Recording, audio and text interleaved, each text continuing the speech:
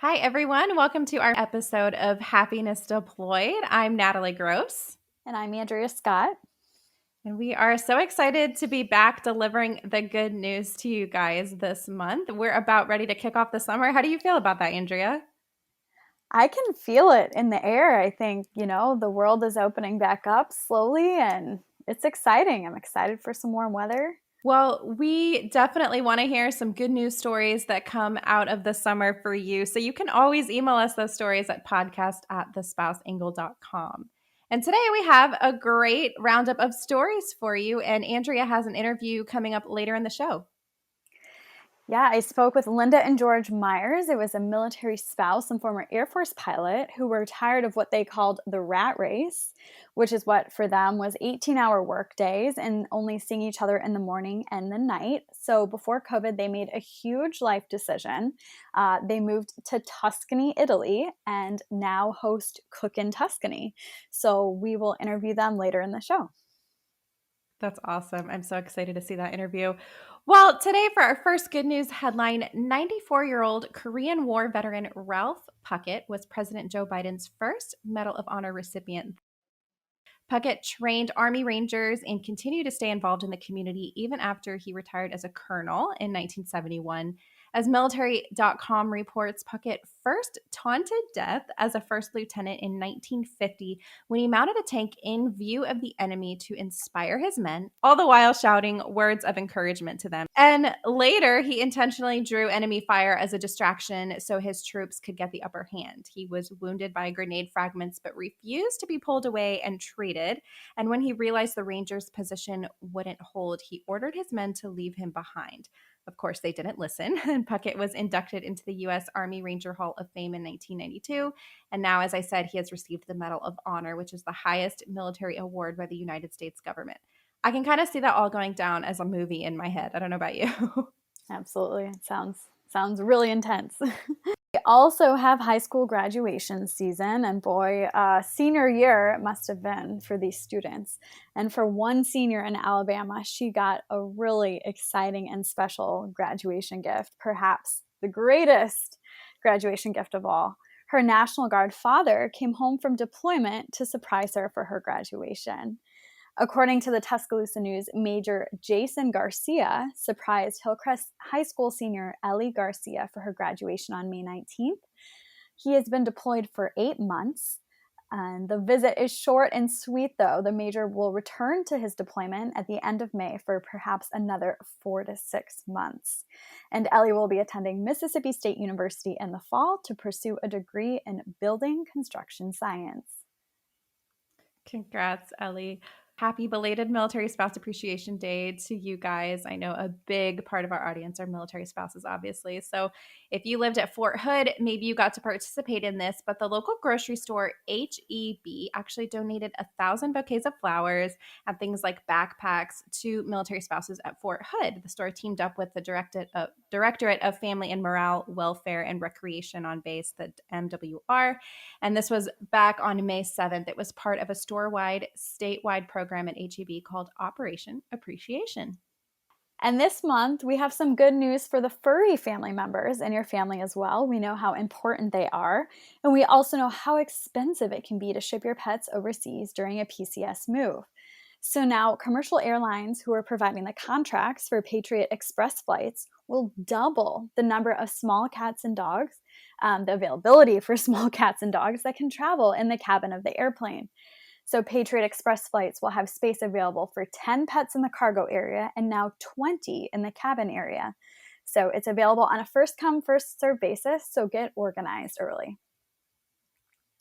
Yay, that's awesome. So glad to hear that. I know traveling with animals is always hard no matter where you're going, so that's exciting. Well, that concludes our news roundup for now. Andrea has this great interview for you guys to watch. The meeting is now on. If you got any doubts, I'm here. So I'm here with Linda and George Myers, who are calling in from Tuscany, Italy. How is it over there, guys?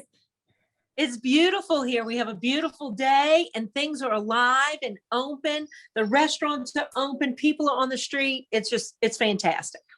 And did you mention, Linda, that the wine is The flowing? wine is flowing. And we're eating pasta. And So, everybody's yes. rolling pasta. Yes. So, yeah. In fact, we had a cooking class this morning, so we We know did. we got pasta tonight. Yes.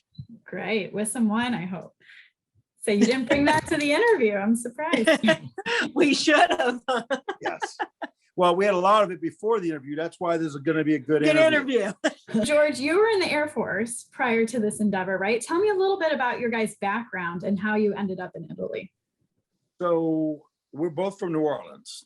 And so to put this all in perspective, New Orleans is about food. It's a culture of food. And it's funny, though, even when I was in charge in the Air Force, when I was older, I always knew all the restaurants to eat around the world and all the good places. So it was always about food and things like that, traveling. And this just kind of grew out of that, of people coming to visit us in California, Washington, D.C., wherever we were. Mississippi, all Yeah. over. We could take you wherever. We could take you one day and show you everything we knew about a place. And that's what we do here. Yeah. George was in the Air Force. I was a teacher. So I was very somewhat organized. George was kind of wherever. And that's what made this work, really. We really have a great time. We are life changers. Our children were grown and out of the house before we started cooking Tuscany, which turned into cooking Mexico and cooking Cuba and cooking France. And then, of course, into this beautiful villa that we've turned into a 18-room boutique hotel and restaurant. So changing life wasn't so bad. We really are enjoying life now. We've lived everywhere. Too many places. Our overseas tour was the Pentagon. So we're at the Pentagon. So Mhm. we didn't go overseas, but I mean, flying when I flew, we were always overseas. I was. Mhm. And I also used to fly not far from here. In fact, I tell people I used to come to Tuscany when it wasn't cool, when it was just the Italian countryside, right? So, but Linda had always, she always had this dream of wanting to come here and cook and all that stuff. And at the time, when I retired, I was working, I had a great job. I loved Lots it. of hours. But I was working, 30 hours a day, 20 days a week. And Linda was working all the time. And we're living for that weekend and different things like that. And said, boy, man, maybe we can get off this roller coaster. Mhm. And that roller coaster ended up, we jumped off here in Italy. Yeah, I never really thought of myself or you as a farmer or, being outside or a fix-it man or teaching cooking classes or anything. And here we are on over 100 acres with 1,000 olive trees, 40 fruit trees, 3 gardens, 3 vineyards. bees, lavender fields, 3 vineyards. So I'm a beekeeper. Who'd have thunk it? I'm a beekeeper. As you remember, as being in the service and as a military spouse, there's not always a ton of time to cook or even maybe a ton of good grocery stores nearby. Do you have recommendations for either certain recipes or certain tips for military families for cooking? Absolutely. We're very fortunate, actually, that we're close in Italy. We have several bases, and a lot of the people from the base come and spend the weekend and do cooking classes here with us. And because we do everything very traditional here, it is easy because we can make pasta out of flour, olive oil, and water. And it's delicious, fresh, homemade pasta. And then we can make sauce out of something just as simple as butter and a couple of leaves of sage out of the garden. Yeah. So we tell people, everybody that comes and say, the first thing you need to do is find a little store and get a sage plant and a basil plant. And I'm going to show you all kinds of things that you can do with those 2 fresh herbs. Every recipe we make has less than 5 ingredients. Yeah. So it's simple food. You know what we're going to do this year, though? We're doing a July 4th, real American July 4th, because we had so many people from the base want to come. I'm doing fireworks, beer, hot dogs, hamburgers. We're doing the whole bit for them. So yeah, it's fun. It's a blast. You want to come on over and see. They're going to love that. I might have to. Definitely come on over. Great. Well, is there anything else that you guys want to talk about what you're doing in Italy or your time in the military? Well, I think we ought to talk a little bit more about me, because I don't think we've talked enough about me. What do you think, Linda? No? Let me ask, as the brains behind this operation, I'm going to put a big no on that. And I'm not going to deny that I am not the brains. I will say I'm not. No. I can tell how joyful you guys are, and I can't wait to come visit and have a glass of wine with you.